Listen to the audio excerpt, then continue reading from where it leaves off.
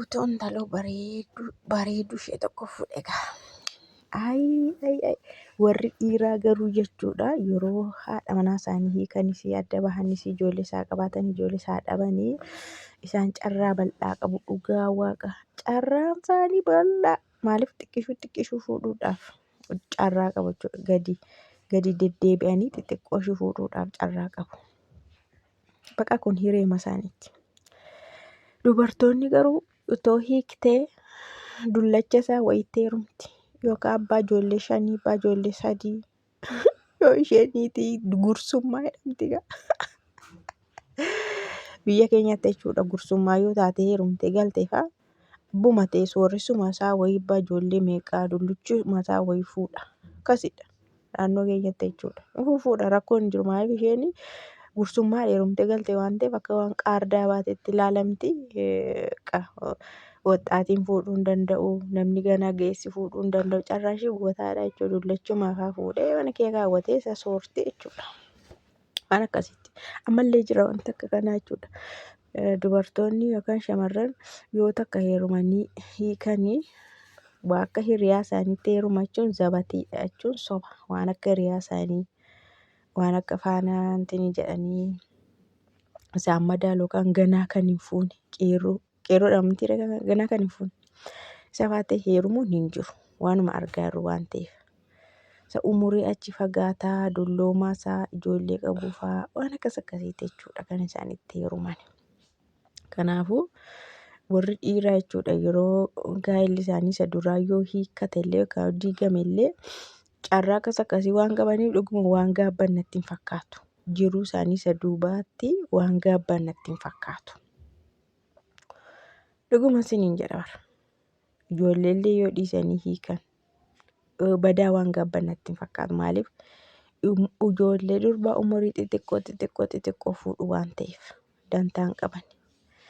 Isheen durbaa immoo keessattuu dubartiin isheen hiikte immoo tokkoffaa daftee illee heerumuudhaaf carraa hin qabdu. Ganaa turti baay'ee turti maaliif saayikolojiin ishee miidhama.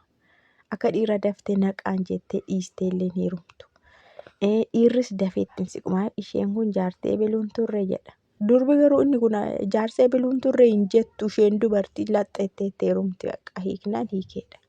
Dhiirri garuu isheen kun jaartii ebeluu turte miti jedhee gana bara meeqa haasaa hamma irraa waa'ee jaartii ebeluu sun irraanfatamutti baay'ee turte jechuudha baay'ee tasaqaayyaatti. Kanaafiyyuu haadha manaa abbaa manaa addaan ba'uu keessatti kan yeroo hundumaa miidhamuun seetanii dubartittiitu garmalee bara baraan miidhamaa jechuudha. Meebii isheen baay'eeyyuu turuu dandeessi ijoollee fa'aa tokko fa'aa yoo qabaatte lamas yoo qabaatte inni lash jedhee ishee xiqqoo ishii fuudha. Jireenya isaa akka haaraa appideet godheetti fufaa. Isheen immoo ijoollee sana qabatteet akkatti teesse jechuudha. Ijoollee kan guddifadhu itti garuu miidhamaarti isheetti hir'ataa jira. Waan jaarsa tokkorraa argattu waan dhiira tokkorraa argataa hin jirtu jechuudha. Hin miidhamti miidhamaa teessi miidhamaa jiraatti. Dhiirris yeroo baay'ee immoo dubartii ishee dhokattee teessuu ishee badaamuu mul'annee ishee akkasii fuudha malee. Ila miidiyaa kana irratti ilaala. Ishee miidiyaa irratti qarcabbooftee bara fixxeefaa hin fuudhu dhiirri hin du'a malee jechuudha. Dhugaa waaqa. Dubartiin koo heeruma qallaaliin hawwitu bara hin dhabde malee dubartii.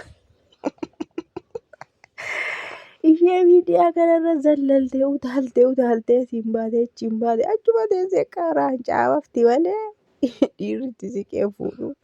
Ishee achuma kaawwata maznaanyaadha jechuun faana haasa'a. Geemii faana haasa'a. Fuudhee manatti ol hin gashu.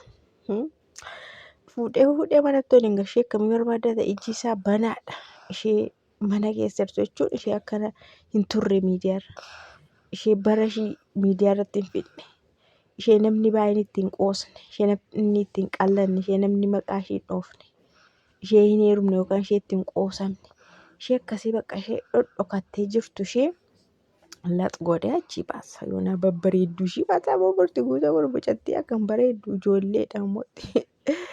Borbocattii akkam bareeddu gadaaqee lax godhee achas fide. Abbaa ta'e dhiirri fuudhuu baatus hiikus ishee mana keessa ishee xixiqqishuu ishee haqee harkisee achisu dubartii no unkaan heerumtee mitiituun heerumu umurii ishee 20 achi 30 fageenyaan achumatti qarcabbaa hafte achumatti qoosama achuma heeruma hawwite achuma ulfaa'u hawwite achuma ijoollee hawwaa hafte jechuudha. Kanammoo yeroo baay'ee abbaan isiin tolfataa waaqnis namaa tolcha tokkoffaa abbaadha. namoota hedduun na bira dhaabbatee warra namoota na bira dhaabbatanii sinigalee rabbii gadi immoo na bira dhaabbatanii as ምን ችግር አለ ብታግዙኝ የጠፋብኝ ነው ወሬ ሲዱና በቃ ማሊፍ ኳስ ይላልታ ምን ችግር አለ አውርተሽ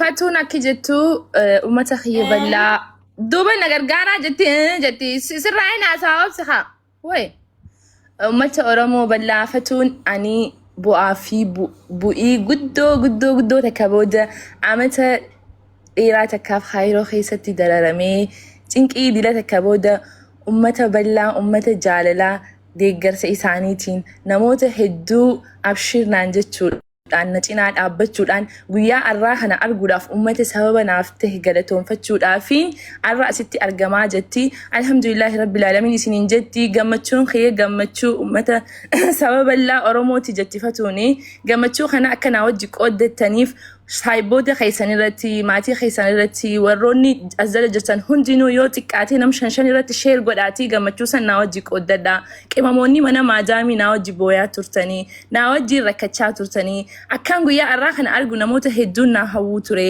guyyaa kana arguudhaaf immoo ani hedduun gammadee chacha yookaan immoo Dr. Hasso jedhamu jireenya kiyya keessatti argamu isaatiif ani hedduu takkan nasiiba qabaa carra qabeetiidha rabbiin naa godhee chacha abbaa manaa hooyoo godhee hedduun gammadaa warri dandeessan du'aayiidhaan kan dandeessan isa akka kiyya godhu yoo naa kadhatan natti tolaa jetti tana booda ganaa proogiraama guddaatu dhiyaachuuf deema. Proogiraama kana teessanii akka nu wajji daawwattu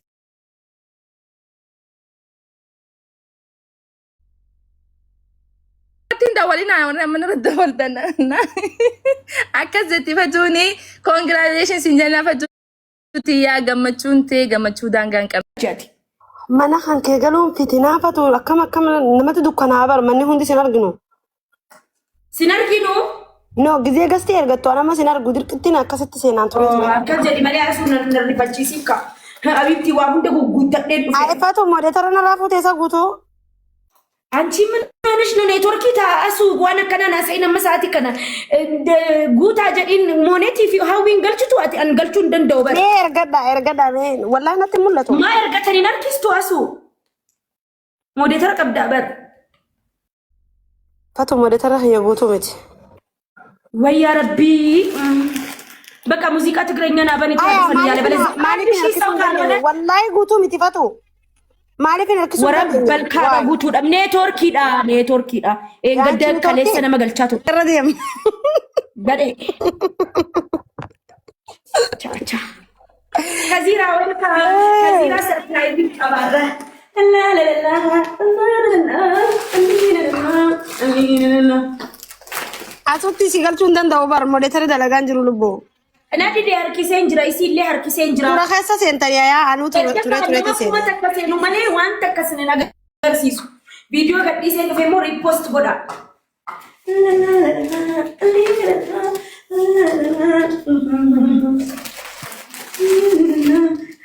Maasu muuziqaa banuudhaaf kana hunda turte. Yaa sirki wallahi sirki kaan irraa beeta YouTube waan hunda na ilaabade kaan irratti indeeffatu jira yaa fatu qoos ofsiga. Daddafaan nama kuma takka ta'u malee immoo hin fadhuan waan takka hin godhu. Hin waqu. Oh, shabbo. Guys, share copy link go dada copy link. Share copy link taabidhaan. Nama mana namaa jirullee baasa surprise dha qabamoche lannanta yaamaxaw surprise no. Sinigalee taabee dadhabee kufee cabeetin sinii fide. Video kiyya repost godha warri asirra jirtanullee. Monet welcome hawiyye, welcome ayuyye, welcome yane fikir, yane wood. Cha cha.